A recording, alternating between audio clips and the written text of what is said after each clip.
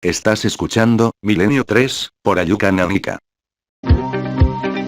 Quiero mandar un gran abrazo a mi amigo corresponsal en Extremadura, Gonzalo Pérez Sarró, que me recuperaba esta joya que tiene algo, no se puede dejar de escuchar. Es una vieja pieza ya olvidada de Mike Oldfield, cuando el amigo Mike era misterioso de verdad, de su disco Platinum. La escuchamos.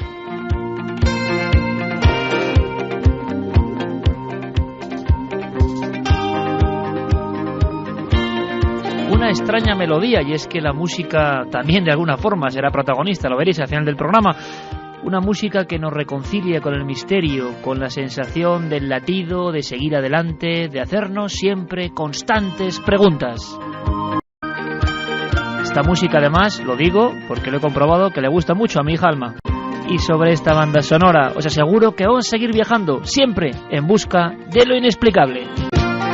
Porque sí, a veces creo que somos un grupo de locos irreconciliables, capaces de hablar de temas muy serios y de temas que quizá para algunos no sea tan serio, pero a nosotros nos encanta. Creemos profundamente en la fuerza de lo que parece absurdo, porque el origen, germen de la naturaleza, el misterio inicial de la vida, qué cosa más absurda y más incomprensible. A partir de ser consciente de ello, todo, absolutamente todo, aunque nos digan lo contrario, está lleno de poesía. Es posible y puede estar más cerca de nosotros de lo que pensamos. Y a mí, queridos amigos, es que me ocurre, es que me pasa. Me interesa casi todo, me interesa por supuesto la física cuántica, la ciencia, la arqueología, lo extraño, pero siento un extraño también palpitar muy dentro de mí cuando vuelvo a algunos temas clásicos, cuando tengo, por ejemplo, delante a testigos que me cuentan cosas que oficialmente son imposibles, y me lo cuentan a la cara, como Fidel Hernández Royán, y me dicen que han visto ese extraño ser o seres, y yo, qué demonios, yo les creo.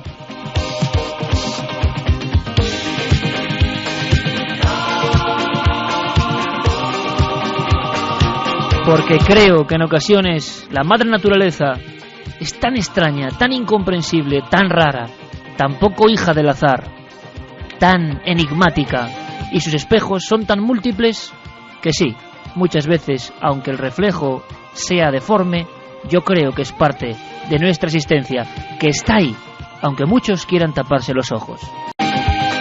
Hace poco, un investigador de la genética, otro más, que se une al carro de la nave del misterio, otra gran, hay que decirlo, autoridad de Nueva York, me decía: Iker, te voy a contar por qué la vida no es azar, por qué todo es misterio. Yo no lo entendí muy bien, eran palabras muy científicas, homoquiralidad. Él me lo intentó explicar y me quedé sobrecogido. A ver si un día logramos contarlo con palabras sencillas. Pero este genetista de Nueva York estaba convencido. Nada es porque sí. Todo tiene un inicio absolutamente misterioso. Y qué bonito y qué feliz me siento de navegar en esta eterna ignorancia. No saber casi todo, que casi todo sea posible.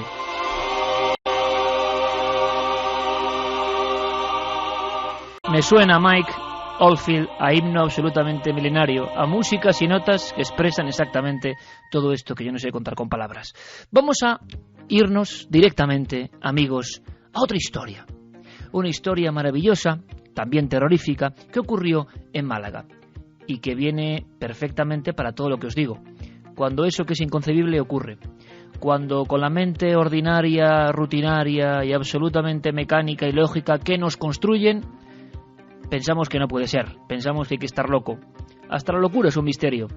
Por ejemplo, ¿os imagináis la aparición de uno de estos seres extraños, pero dentro de un casco urbano? ¿Dentro de un lugar atemorizando a los vecinos? Sí, una especie de fantasma, de criatura, más bien de criatura. Como íbamos de casos bizarros y extraños y raros, increíbles, os voy a contar una cosa que salió en todos los periódicos. Le llamaron monstruo, le llamaron ser extraordinario, raro, incomprensible y amenazador. Año 66. Los periódicos andaluces y los periódicos de sucesos lo sacaron. Había una fotografía de una mujer que señalaba una ventana. Yo he estado delante de esa casa, una casa vieja, de una zona humilde. Esas extensiones de los patios interiores, ¿verdad? Patios interiores viejos, patios interiores donde por rendijas, por ventanas se puede observar lo discreto, lo secreto. Y a veces puede aparecer una sombra que no es de un vecino, una sombra que parece de otro mundo. No es el único caso, pero en esta ocasión las personas tuvieron auténtico terror. E interesa no solo la observación, sino el terror que se va reproduciendo por todo el bloque de pisos. Una casa, sí, una casa llena de miedo. Un vecindario ahogado por el miedo. Y una cosa, repito, absurda. Diego Marañón eligió este caso, porque también le gusta lo bizarro, porque también a veces hay que dejarse de cosas más o menos lógicas. Hay que ir al meollo de lo absolutamente estrambótico. Ha intentado reflejar precisamente eso, lo que vivió aquella vecindad humilde, con algún policía entre ellos, con nombres y apellidos, y ha logrado darle su toque, dramatizarlo. El equipo de producción ha hecho el resto, con Mariano Revilla a la cabeza. Esto ocurrió años 60, imaginaos, un día como otro cualquiera, una gente obrera humilde, y pasa algo que no sabemos qué es, que podemos esbozar una sonrisa, pero que ellos, os lo aseguro, mientras vivan, quizá alguno está escuchándonos, nunca podrán olvidar.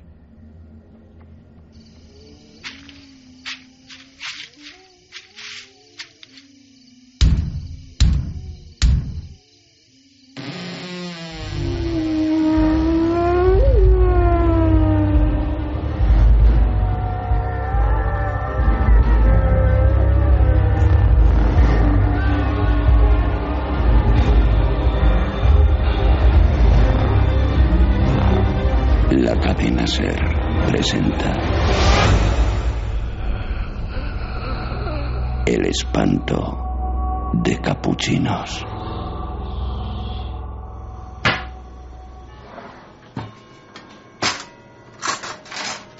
Un sol de justicia caía sobre los muros encalados del malagueño barrio de Capuchinos. En el número 23 de la calle Alta, Trinidad Gómez se afanaba en terminar las labores domésticas. Desde la ventana de la cocina, la humilde ama de casa tenía una vista privilegiada del constante ir y venir de sus vecinos en aquel sofocante día de verano. Trini, eso huele que alimenta. Hola, María. Llevo toda la mañana picando la carne. Entre eso y la colada ya se me ha ido mediodía. Hace nada que han sonado a las 12:30 en el reloj de la plaza. ¿Qué me dices? Pues yo no lo he oído. Y todavía tengo que acabar de hacer las camas y tender la ropa. Ya nos veremos. Oye, espera. ¿Te puedo dejar un momentito a la niña? Tengo que acercarme hasta la mercería y Antonio no está en casa. Claro, mujer. Yo estoy esperando también a mis chicos. Así me hace compañía hasta la hora de comer. ¿Vas a tardar mucho? No creo. Venga, Ana, sube. Te quedas con Trini un rato. Trinidad sentía un gran cariño por aquella pequeña. Le gustaba ver en sus inquietos ojos la curiosidad por todo lo que le rodeaba. Hola, Trini. ¿Qué haces? Hola, corazón. Qué guapa estás hoy. Ven conmigo. Vamos a tender esto al patio de atrás, que con este día se va a secar todo en un santiamén. Mira, tú coge esa caja de pinzas. ¿Esta? Esa. Y cuando te las pida me las vas dando una a una, ¿vale? Verás qué rápido terminamos así. Enfrascada en la tarea, Trinidad se extrañó cuando al volverse para pedirle otra pinza a la niña, se encontró con la caja tirada y con su contenido desperdigado por el suelo. La pequeña se había esfumado. La pesadilla estaba a punto de comenzar. ¿Ana? ¡Ana! ¿Dónde estás? No te escondas. ¡Ana! Ana, cariño. ¿Qué haces en la cocina? ¿Pero cómo se te ocurre darme esos sustos? Trinidad cubrió con rapidez los escasos metros que le separaban de la estancia donde minutos antes se encontraba preparando la comida. Pero la niña no estaba. De pronto, el aire de la cocina se había tornado nauseabundo. Era un olor a podrido que lo inundaba todo. ¿Pero dónde estás? ¿Te has metido en la despensa? La mujer abrió la puerta del armario. Pero tampoco estaba allí. Al cerrar de nuevo, el terror se adueñó de su alma. Había alguien más en aquella habitación. La mujer, paralizada por el miedo, acertó a distinguir una figura acurrucada, de 1 metro de altura y recubierta de pelo. Era algo tan espantoso que Trinidad notó cómo se le aceleraba el corazón, al tiempo que un frío helador le congelaba la espalda. había sorprendido a algo horrible. En la cabeza, desproporcionada para su tamaño, resaltaban 2 ojos enormes, brillantes y amenazadores, que la escrutaban, que la miraban fijamente. ¡Dios santo! Trinidad permaneció paralizada como un maniquí. El ser elevó sus largos brazos y se abalanzó sobre ella.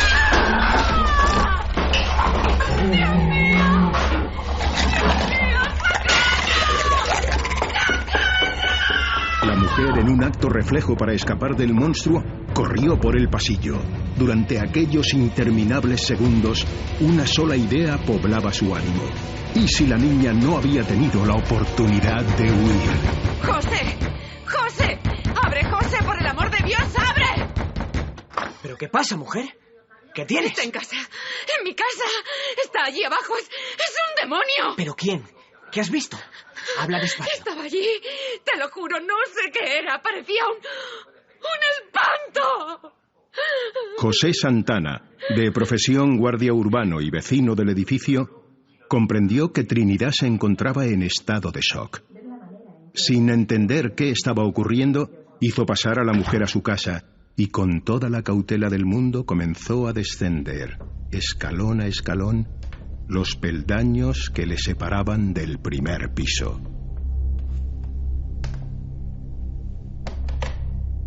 A pesar de ser hombre fornido, José sintió la conocida punzada del miedo, pero un miedo diferente a los muchos que había sentido en su vida. El descenso de aquella escalera se le hizo eterno. Aferrado a una barra de hierro, el señor Santana penetró en la oscuridad del rellano. Una negrura completa que tanteó con su recia defensa. ¡Un monstruo! ¡Está ahí! ¡Miradlo! ¡Está ahí mismo! ¡Es un monstruo! El corazón de José sintió alivio al intuir que el inesperado intruso se encontraba ya en el exterior del edificio. Descendió por la escalera a toda velocidad y, sudando a causa del asfixiante calor, llegó al portal para comprobar que el grupo de gente que se arremolinaba en la puerta acababa de tener un encuentro con lo mismo que Trinidad le había intentado describir momentos antes. ¿Qué demonios pasa? ¿Qué habéis visto? Que alguien me explique lo que está pasando. ¡Un monstruo, José! ¡Lo juro! No es un animal. Eso ha tenido que salir del mismísimo infierno. Nunca había visto nada igual. Estaba allí. Pero os habéis vuelto locos. No sé qué era. Un espanto. Allí. No nos volvamos locos. A lo mejor es un mono fugado del circo. O un reclamo para la película de los cines del Paseo de la Alameda. Que no. Que eso tampoco es un hombre. Es algo muy raro. Se ha metido detrás del muro. ¡Mira! Ahí está otra vez. Está trepando al tejado. ¡Miradlo! Pero... ¿de dónde? ¿De dónde ha salido eso? La criatura, cubierta con una gruesa capa de pelo marrón, se movía con una rapidez inhumana. La muchedumbre observaba boquiabierta desde el ventanal del patio interior cómo aquel ser se deslizaba por los tejados del barrio. ¡El condenado es rápido! Apenas puedo seguirlo con la mirada. El desangelado patio interior de aquella comunidad estaba siendo testigo de algo insólito. Al llegar a una gran pared, el ser empezó a trepar casi en vertical, desafiando a toda lógica. ¡Mira! ¡Mira lo que hace ahora! ¡No pierdas de vista, Domingo! ¡No mueve las piernas! ¡No corre! ¡Mirad! ¡Está flotando! ¡Va por José! ¿Pero qué estás haciendo, José? ¡No seas loco! José, quizás recordando su añejo valor y tantas correrías tras los delincuentes, consiguió encaramarse a un muro y llegar hasta un tejado cercano. Quería convencerse de que el calor no les estaba jugando una mala pasada. Pero no era un espejismo. Junto a un muro lleno de desconchones, recorrido por una tubería, el ser se giró, como aguardando al expolicía. Ante él, desafiando a la razón, se erguía una figura imposible, de aspecto atroz. José sintió una punzada en la nuca cuando el monstruo dirigió su mirada al cielo, abriendo su boca con una mueca sobrecogedora.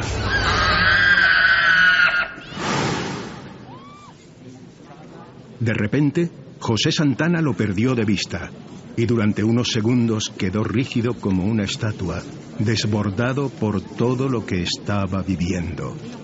La criatura se había esfumado ante sus ojos como si hubiese atravesado el muro limpiamente. ¿Dónde? ¿Dónde ha ido? ¿Lo veis? ¿Lo veis desde ahí abajo? ¡Se ha esfumado! ¡Ha desaparecido delante de ti! ¡Baja de una vez, por Dios! ¡Puede estar en cualquier sitio! ¡Puede atacarte por la espalda! José obedeció. Con las piernas temblorosas y el rostro demacrado, fue desandando sus pasos muy despacio, sin dejar de mirar a aquella recia pared. Los vecinos, aterrados, seguían la escena sin apartar sus ojos del lugar donde segundos antes el espanto de Capuchinos se había evaporado. ¿Qué es eso? Está ahí otra vez, detrás del muro. ¡Cuidado! Niño, corre al cuartelillo y avisa. ¡Cuidado, José! No, quietos. No hagáis ni un solo ruido. Todos quietos. Muy despacio, José fue acercándose al borde del muro. Desde el otro lado, observó cómo algo se movía lentamente bajo varios cartones. Acercó su mano hasta ellos y de un solo tirón los apartó. ¿Mamá? ¿Ha vuelto ya mi mamá? Pero Ana, chiquilla, ¿de dónde sales tú? Nadie pudo encontrar una explicación satisfactoria a lo ocurrido aquel día de agosto en el barrio de Capuchinos.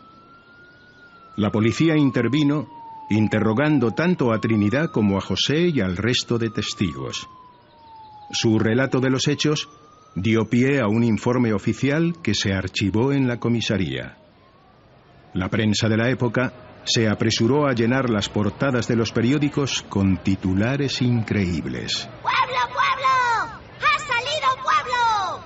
¡La mujer que vio un monstruo! ¡Se busca un hombre mono! ¡Léalo por solo 2 duros! Durante aquellos días el vecindario se convirtió en punto de reunión de multitud de curiosos que pretendían ser testigos de la espantosa visión.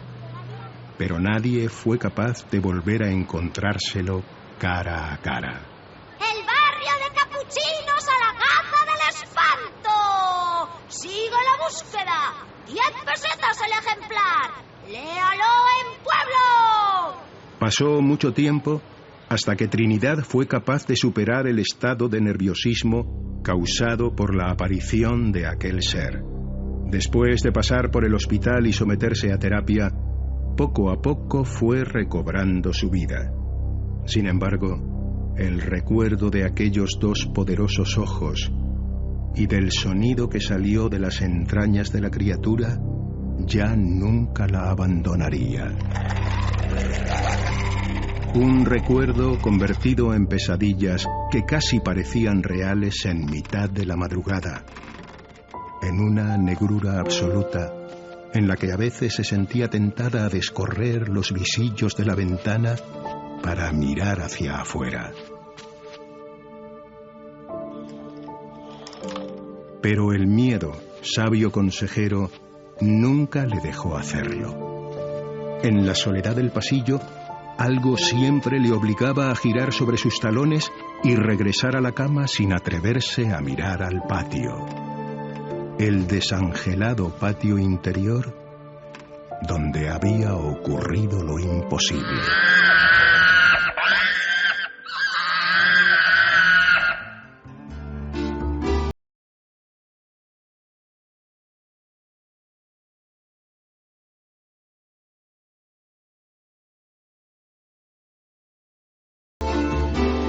Con la maravillosa voz, inolvidable y magnética, José María del Río, todo un lujo para Milenio 3, que duda cabe. Como es un lujo contar con Charo Soria, Francisca González, Sandra Jara, Juan Vinuesa, Rafael de la Chica, el montaje de Alfonso Sanza y Esnada y la coordinación de Mariano Revilla. Esta obra, escrita por Diego Marañón, basada por supuesto en un hecho absolutamente real, aparecido en la prensa, con fotografías de los testigos y un título, como decía Pueblo,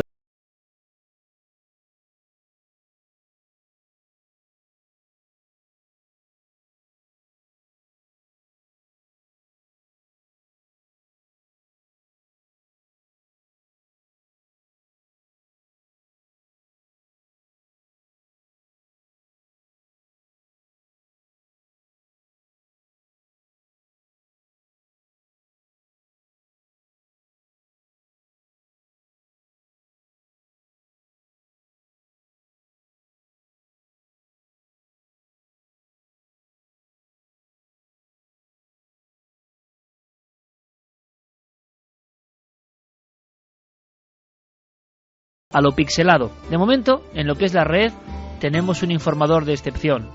Lo he comentado, no solo he escrito la dramatización, sino que espera tranquilamente en la orilla de lo cibernético, con su caña presta y su anzuelo, para traernos lo más destacado, lo más sensacional, lo más interesante. Milenio Red.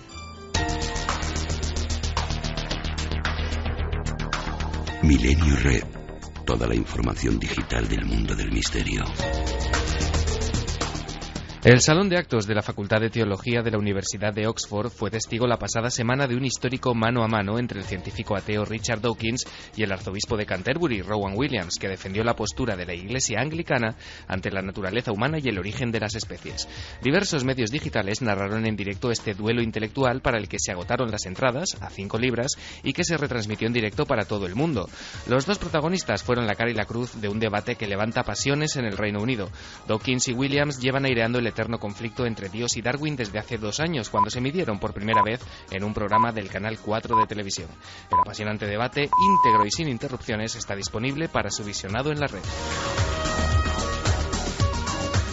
El FBI está muy activo en lo que a investigación tecnológica se refiere. Tras el polémico cierre de Megaupload, los federales han convocado recientemente un concurso público para crear una aplicación que ayude a controlar todas las informaciones volcadas en las redes sociales. En un comunicado, la agencia federal señaló: la aplicación debe ser infinitamente flexible y tener la capacidad de adaptarse rápidamente a las cambiantes amenazas para mantener una ventaja estratégica y táctica.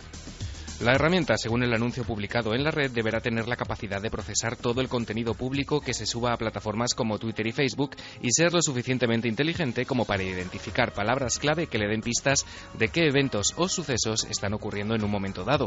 Aunque en principio la herramienta se usaría para identificar situaciones de riesgo y amenaza y solo se aplicaría en misiones de reconocimiento y vigilancia, la conspiración, cómo no, está servida. Uno de los grandes museos y centros de investigación de Estados Unidos es el Instituto Smithsonian, que posee 19 museos, 9 centros de investigación y hasta un zoológico. Sin embargo, a pesar de todos sus centros expositivos, solamente el 2% de sus 137 millones de piezas catalogadas pueden ser contempladas por el público. Pensando en abrir su colección más allá de sus fronteras físicas, y tal y como podíamos leer esta semana en la web Alt 1040, la institución ha puesto el foco en las impresoras 3D. Según parece, el Smithsonian está trabajando en la digitalización de sus piezas para recrear modelos a los que puedan acceder todo aquel que lo desee. La idea suena francamente bien, porque aunque la institución mantenga expuestas 2,7 millones de piezas de sus fondos, aún quedan más de 134 millones en almacenes. Sir Isaac Newton, considerado por muchos como la mente científica más brillante de la historia, tenía un profundo interés por la alquimia y el estudio de lo oculto, hasta el punto de opinar que disciplinas como la alquimia eran parte integral del conocimiento humano e incluso la más sublime manifestación del entendimiento. De todo ese saber nos quedaron 1 millón de palabras, miles de grabados, de documentos, de legajos. Todo ese legado secreto de Newton se trasladó en un maravilloso baúl, un baúl que también hizo su propio viaje en el tiempo. Ahora, la Biblioteca Nacional de Israel ha digitalizado su colección teológica, unas 7.500 páginas de puño y letra de Newton, permitiendo su consulta a través de la red. Además, los documentos están también enlazados al Newton Project, otra web donde también es posible consultar todos los manuscritos del erudito británico, incluso en formato de texto plano. Entre los amarillentos textos podemos encontrar la famosa predicción del Apocalipsis que el genio matemático situó en el año 2060. Ya sabéis que para seguir el rastro a estas historias existe un punto de partida imprescindible, ikerjimenez.com, donde, como siempre, y gracias a Guillermo León, podréis encontrar todos y cada uno de los enlaces. Nos escuchamos aquí en 7 días para seguir compartiendo misterio, ese misterio que continúa en la red.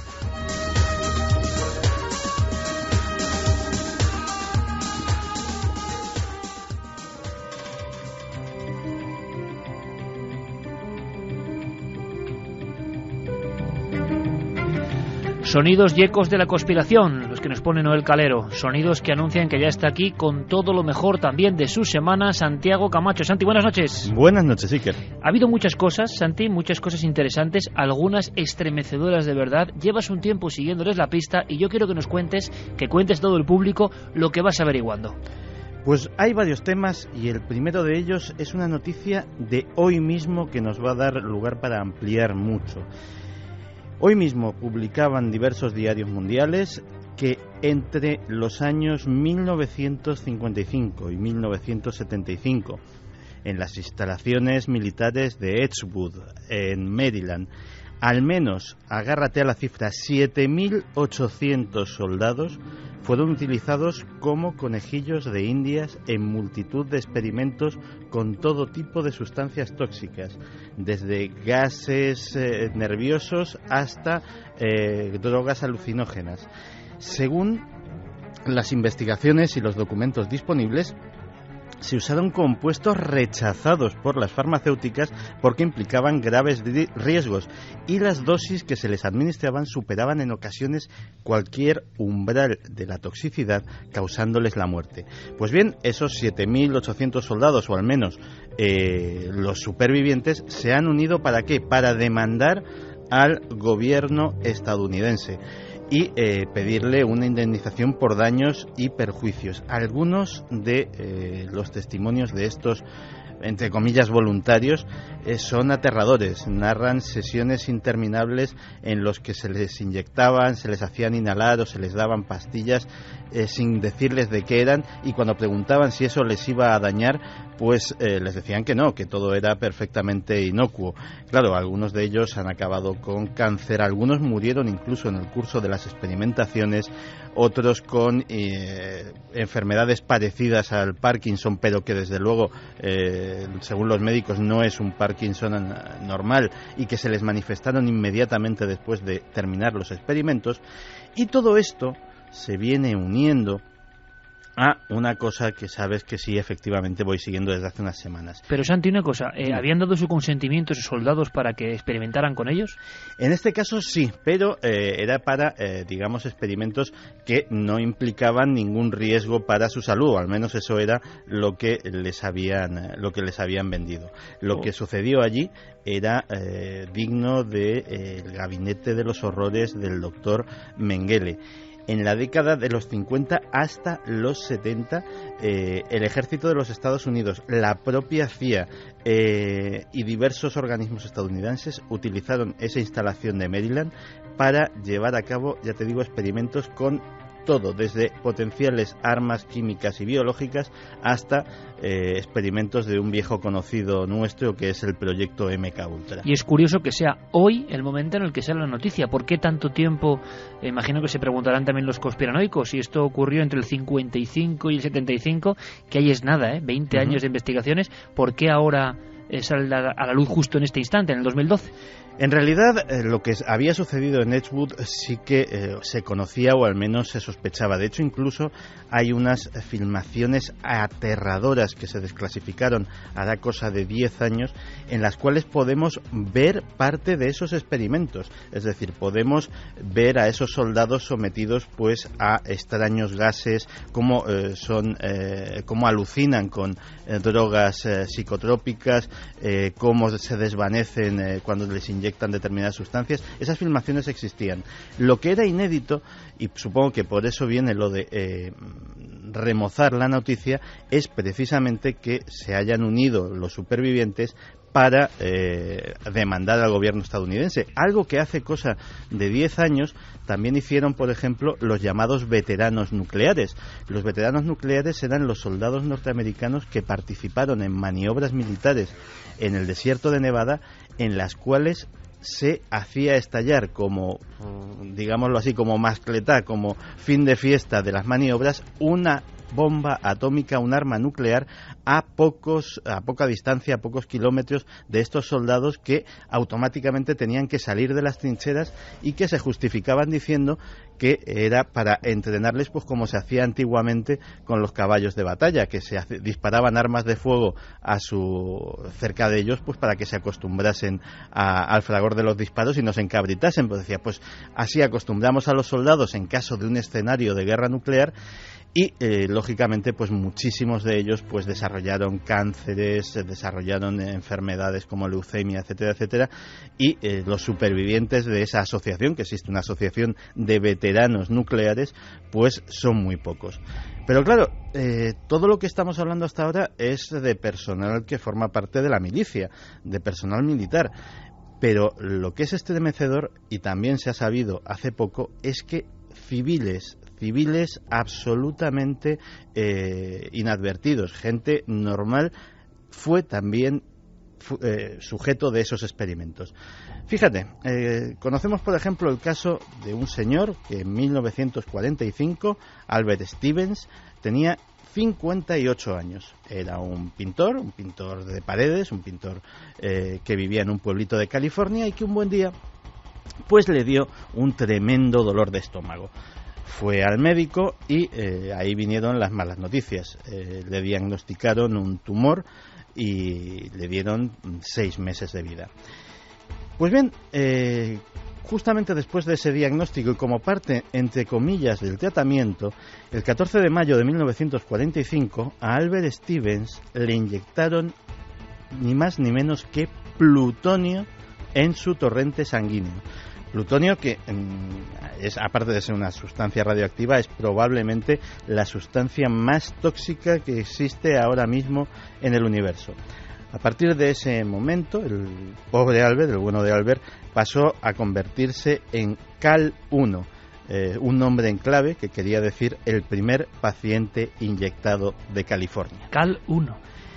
Claro, Cal 1 implica que hubo Cal 2, Cal 3, Cal 4 y así muchos. El caso de Albert es peor todavía porque unas semanas después se descubrió que el diagnóstico de ese tumor terminal había sido erróneo y que solamente tenía una úlcera muy grave, pero que, digámoslo así, no era una enfermedad mortal ni muchísimo menos y al no ser un paciente terminal pues se habían equivocado al inyectarle esa sustancia. Albert vivió con ese plutonio en la sangre durante 21 años más. Durante toda su vida tuvo que entregar muestras diarias de su orina y su materia fecal a los científicos norteamericanos que incluso para tapar un poco el escándalo y el incidente pues le dieron una pequeña asignación, una pequeña compensación económica. Esto se hizo con centenares de personas, incluso con niños. La víctima más joven fue un chaval que se llamaba Simeon Shaw, que era un australiano de 4 años de edad, que viajó a California, y esto además lo cubrieron los diarios a bombo y platillo, para recibir tratamiento médico por un cáncer de huesos bastante agresivo que tenía y que el gobierno norteamericano gentilmente había accedido a tratarle. Pues también le inyectaron plutonio y el resto de su corta vida pues tuvo que vivir con esa sustancia. Y así decenas, centenares. De hecho, el presidente Clinton hizo una comisión de investigación en su día para investigar lo ocurrido y descubrió esta comisión que entre 1940 y 1970 el gobierno consintió y financió cientos de estos experimentos con radiación en seres humanos. La lista incluía cosas como inyecciones de uranio, administración de yodo radioactivo a mujeres embarazadas y recién nacidos, exposición a grandes dosis de rayos X y rayos gamma y incluso, esta es especialmente repugnante, agregar sustancias radioactivas en la leche destinada a una escuela para niños con problemas mentales. Pero esto es posible, Santi, es decir, es la crónica de la maldad humana, hablamos de Estados Unidos, con lo cual no hay que siquiera imaginar, haciendo un poco un ejercicio de mínima inteligencia, lo que podía pasar en el bloque soviético o en otros lugares de Asia, en otros lugares de la Tierra, ¿no?, donde ni siquiera se informa. Pero es posible todo esto, está contrastado todo esto. ¿Qué pasó con esos doctores muerte en diferentes países, que encima se han ido de rositas? ¿Es posible? No solamente es posible, sino para que esto es una pequeña lección de cómo funciona a veces, de cómo funcionamos a veces los periodistas. No solo es posible y está contrastado, sino que está reconocido. El 3 de octubre de 1995, Bill Clinton hizo un pequeño discurso emitido desde la Casa Blanca en el que reconocía todo esto. Y tú me dirás, ¿y esto cómo no ha llegado a los periódicos? ¿Cómo no supimos nada? Pues resulta que exactamente 2 horas después la televisión norteamericana emitía en vivo y en directo el veredicto del caso O.J. Simpson. el deportista y actor norteamericano que estaba acusado de haber asesinado a su esposa. Esa noticia generó tal conmoción que durante ese día, durante esa semana y durante ese mes borró prácticamente del mapa todo el resto de la actualidad norteamericana, convirtiéndose casi en algo exclusivo. O sea, la vieja técnica de hacer coincidir una auténtica bomba que de verdad hace daño con otro tema que sabemos que llega a todo el mundo, a todo el pueblo, y así de alguna forma lobotomizar y cubrir la otra historia, la que importa de verdad. Efectivamente fue lo que sucedió, y así pues hasta muy recientemente, en que varios autores pues se han metido en la historia y han conseguido sacar a relucir no solamente esos datos fríos, sino los nombres que te he dado, y hay muchísimos más nombres y apellidos de personas afectadas, pues hasta más de 12, 15 años después, pues no hemos sabido absolutamente nada de este asunto. Santi, aunque sea brevemente, porque luego quiero contarte algo que es digno de un amigo de los tuyos, extraño. Ya sabes por dónde voy. Sí, sí. ¿Qué ha pasado con Wikileaks, amigo? Parece que resucita el tema, que parecía ya, esto es como Lázaro, ¿no? Levántate y anda, parecía ya más muerto que otra cosa, pero sigue habiendo informaciones. No solamente hay informaciones, sino informaciones jugosas y que además nos van a traer al primer plano de la actualidad un asunto del que sabemos muy poco y que es muy interesante. Resulta que Wikileaks, que además para este asunto se ha aliado ni más ni menos que con Anonymous, es decir, hackers de Anonymous han conseguido los correos de los que vamos a hablar. Y una alianza, por lo tanto, una alianza estratégica. Y se los ha facilitado a la organización de Julian Assange, pues han divulgado, o están divulgando, mejor dicho, ni más ni menos que 5 millones de correos electrónicos pertenecientes a una empresa privada llamada Stratfor. Y esa empresa privada es ni más ni menos que una agencia de inteligencia, un servicio de inteligencia privado. Y eso es precisamente lo relevante, que nos ha traído al primer plano de la actualidad la existencia no ya de la CIA, del Mossad, del ISI o del MI6 que ya conocíamos de los países, sino la existencia de servicios de inteligencia mercenarios que espían previo pago de su importe al servicio de quien pague sus servicios. ¿Y qué hacen estos servicios de inteligencia privada? Pues se dedican a muchísimas cosas. Se dedican, por ejemplo, a recopilar y analizar información para sus clientes particulares, pero también para gobiernos. Cuando, por ejemplo, un gobierno quiere espiar a un aliado o a un ciudadano de su propio país, o quiere hacer cualquier cosa en la cual no quiere ni siquiera que su propio servicio de inteligencia lo sepa, porque a fin de cuentas los servicios de inteligencia también son controlados por el poder legislativo, hay ciertos controles que llevan a pesar de que sus actividades sean secretas, pero a lo mejor el gobierno quiere hacer algo que sea tan secreto que no sepa ni el servicio de inteligencia, pues contrata a estas agencias. Por ejemplo, si una empresa tiene que tratar con el crimen organizado de un país, pues para asegurar la seguridad de sus materias primas o de sus fábricas, pues también recurren a estas empresas. Sí, lógicamente también casos de espionaje y contraespionaje industrial. La mediación o rescate en secuestros de altos ejecutivos en países conflictivos. Hay muchas de ellas. Stratfor es solamente una. Por ejemplo, está Aegis, una empresa británica que actualmente lleva para el gobierno estadounidense casi toda la inteligencia en el Irak ocupado, pues y que está formada por antiguos agentes que estuvieron implicados en la guerra sucia contra el IRA en Irlanda.